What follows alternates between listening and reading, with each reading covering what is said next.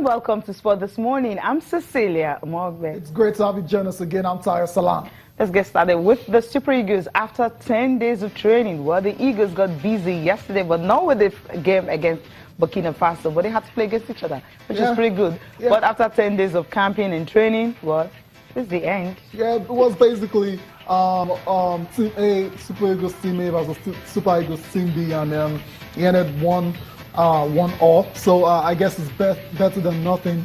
They were supposed to play against Burkina Faso. That did not happen for obvious reasons. So it's still good to see these guys, come together, start getting ready for that crucial doubleheader against Cameroon. Before that, remember South Africa in June? I mean, we all. I mean, I'm not Why the is no one one looking guilty at of that? getting carried away and totally forgetting that there's a match against South Africa. That's very correct, Cecilia. That match as well too, very important, especially when you consider the fact that Nigeria has not qualified for the African Cup of Nations. Back-to-back Nations Cup. Back-to-back. So yeah, key match right there. Okay, let's move on now from football to tennis, where Cecilia, this man is incredible. Roger Federer is still surging on. That's at the Miami Open after defeating Juan Martín del Potro to reach the 4th round. He's having an amazing year already. I mean, the way he started the year, I don't think there's anyone that's going to argue that's going to be very surprised if Roger Federer actually, ends the year as world number one. I mean, based on his current form, I won't be totally surprised, Cecilia. You don't look too convinced. But for me, I mean, who's out there right now that is playing as well as Roger Federer? No one. He has lost just one game this season. So it tells you a whole lot about Roger Federer. He's firing on. But then before...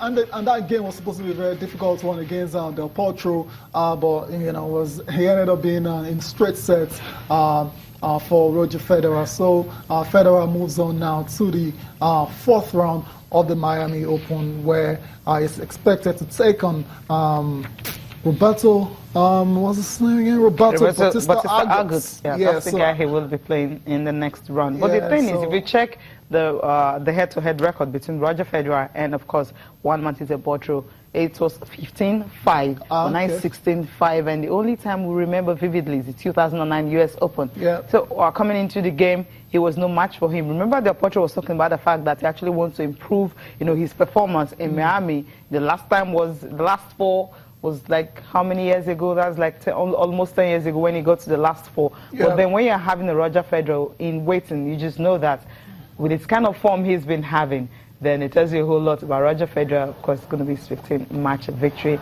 this season. The Australian Open is still very fresh in our memory. And since that time, he has won 2 titles. I mean, 1 Masters, 1 Grand Slam. 2 massive titles. I mean, it's huge. And that's lost just 1 game. That was the one he lost to the German. I mean, it tells you that he's really... The Russian. He's on fire. Donsky, that was in early February. That's the only game he has lost this season. He's on fire. I mean, there's no 2 ways about it. And you talked about the head-to-head record between him and Del Potro. He came into that game, that's Federer, odds-on favorite to win, and it duly delivered. Straight sets win 6-3, 6-4. That's how it ended in favor of Roger Federer. And the reason I said it was likely to be a tight game was because Del Potro, we all know, on his day can beat anybody on tour, and for them to be meeting that early in the 3rd round of a 1,000 Masters event can be quite tricky at times, and that's why I thought it was going to be very dangerous for Federer. But Federer did what he's been doing all season, stepped on court, and it was unplayable on the day, and that's why he's in the 4th round.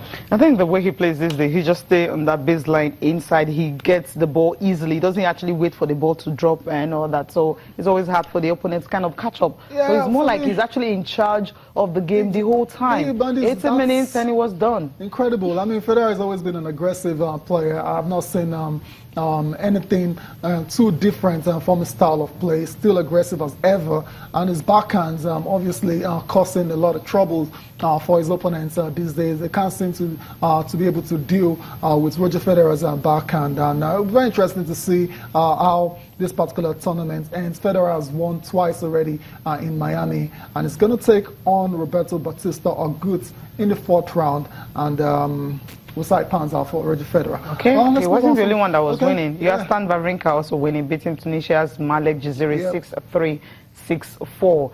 And also you had Rafael Nadal also winning, and you have Nick Kyrgios also winning on the night. But then in the absence of Andy Murray and Novak Djokovic, this guy here, Stan Wawrinka, is the top seed, and he's been a bit, it's been flying under the radar a bit because everyone has been talking about Nadal and Federer because those guys have arguably the greatest rivalry in tennis. But it's been moving on slowly but surely. And in this game, in his second round game, he was able to defeat the Tunisian, who's having a great year on tour, Malik Jaziri, 6-3, 6-4 to get into the fourth round. So Stan Wawrinka still going on strong, and whoever meets him surely will have a game on their hands. Yeah, who's going to meet him is Alexander Zverev, the German who beats John Isner. So that's the next person he's meeting. We all know Zverev. Yes, very well. Yeah, I know. Next gen.